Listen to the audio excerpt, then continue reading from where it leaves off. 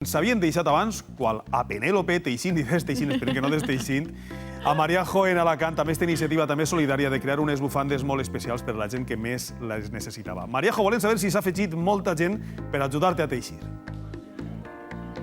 Sí que s'ha sumat molta gent. Es tractava de fer una crida a la solidaritat, aportant molt poqueta cosa, com és el treball de les nostres mans. I esta vesprada, a esta botiga s'han acostat 9 persones.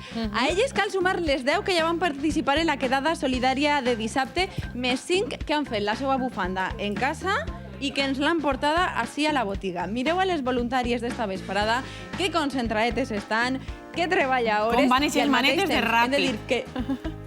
Home, algunes són, jo crec que són maquinetes de cosir, eh? Autèntiques. Mira Ana Maria, quina velocitat. Quina gràcia. I a Piqué encara aniria més a pressa, El repte és fer 50 bufandes, jo crec que si li les deixem a elles, a Ter i a Ana Maria, vamos, en 2 horetes les tenen fetes. Segur. Treballen, però al mateix temps disfruten, i jo vull preguntar-li a Charo, perquè ella fa un poquet d'anfitriona, perquè poses la botiga com a punto de trobada un poquito. Centro de encuentro. Nuestra tienda está ofrecida para encontrarnos y reunirnos todas para tejer.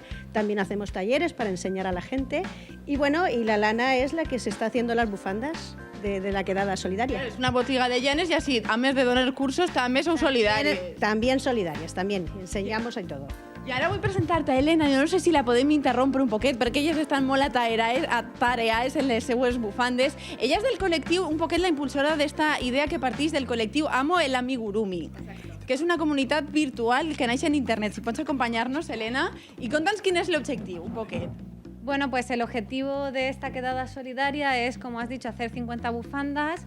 Es un objetivo que nació en Amo el Amigurumi, en la comunidad virtual, y a través de Cruz Roja lo vamos a donar a 50 personas que viven en la calle.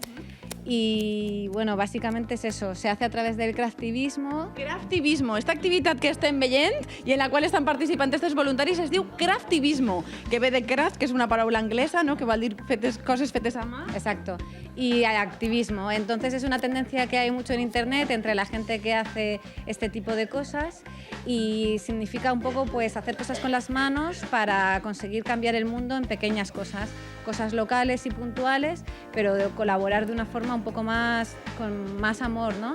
Porque lo que estás haciendo es para una persona, no le estás dando algo que te sobra ni nada, estás haciéndolo directamente para esas personas. Fent-ho exclusivament. I mireu si hem aconseguit ja sumar esforços, així tenim les bufandes. Una de les condicions era que foren colors neutres, ¿no? Exacto. Pedimos que fueran colores neutros, Sí, que fueran puntos sencillos, como este, de ganchillo, de punto, chules. da igual. Y luego colores neutros porque así pueden gustarle a todo el mundo y no nos equivocamos. Ja anem a fer recompte. El repte el tenim en 50 bufandes. Mireu poquet a poquet com anem restant.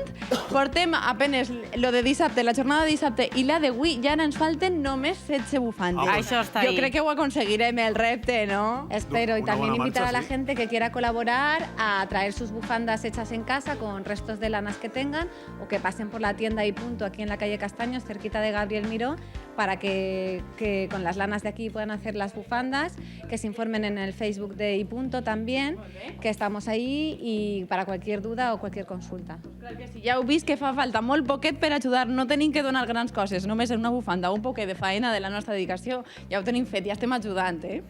Molt bé, i a tot això ja sabem, gràcies a tu, Maria Jo, que se li diu draftivismo. En fi, un terme nou a poder posar en el nostre particular diccionari de connexió.